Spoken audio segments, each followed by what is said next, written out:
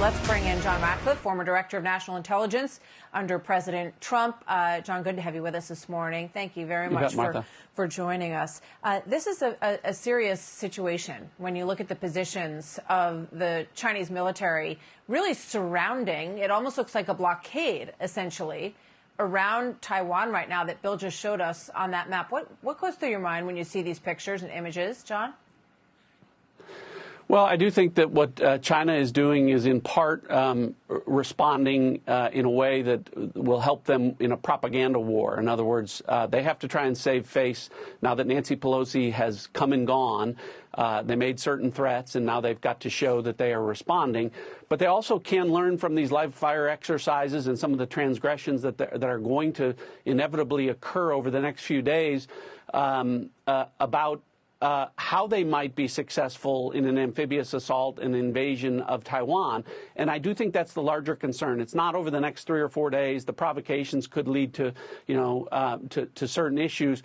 But it's really the intelligence community's concern, as they have communicated even with our allies throughout the Indo-Pacific, that President Xi very much considers there to be an 18-month timetable for which it's an opportunity to try and reunify Taiwan into mainland China, and I think it's that longer concern that we should be dealing with, and why we need to be arming Taiwan now in preparation for that, I think, eventuality.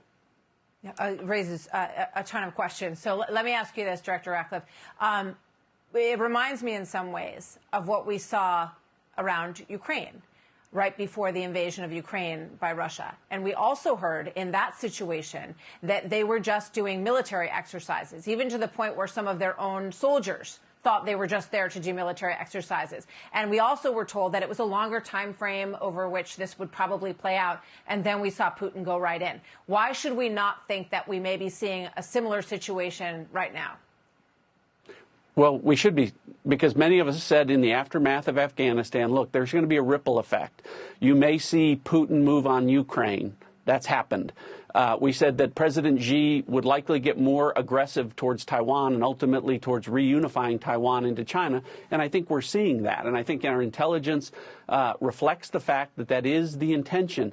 You have to keep in mind that even though this has been an issue for more than 70 years, it's really only been in the last 10 years that China really feels like they can act on these threats, where they are in a position militarily, economically, and technologically to enforce some of the threats against Taiwan and ultimately be in a position to try and reunify. So I think these concerns are very real. I will say this, Martha. The way this has played out, obviously Nancy Pelosi looks strong and Joe Biden looks weak. But I think that the way this played out unwittingly, although unintended, the way the White House misplayed this, and it happened very public, Joe Biden did the American people a very good favor.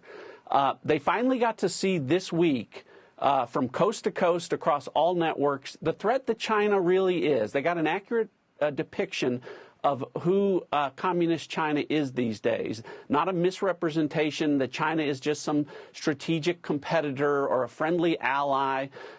They got to see the Chinese president promise a fiery death to the American president. They saw Chinese-run or controlled media advocate for shooting down a Democrat Speaker of the House.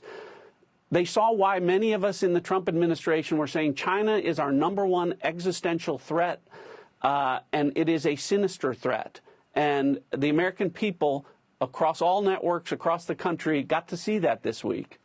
Yeah. And boy, you know what? In the backdrop of all of that, Director Ratcliffe, you have them spying on our Federal Reserve. You have them buying up land in the farm areas in the United States. And I think people are finally realizing what's going on. I think you're absolutely right. Very quick question. I know you have to go, but before I let you go, when you look at that graphic of that surround, what causes them after these exercises to pull back from those regions that they have moved into surrounding Taiwan and cutting off in some ways Taiwan Airlines and other businesses? And what does the United States do if they don't pull back? Well, I think, they're going to learn some things from these exercises and see what the responses are. Unfortunately, we have not armed Taiwan with some of the military contracts that they could have used to counter these things or be in a position. Some of the F-16s haven't been delivered. Some of the parts for Patriot missiles, some of the HIMARS, anti-artillery systems that Taiwan could have and could be, could be preparing to show a force in response to that.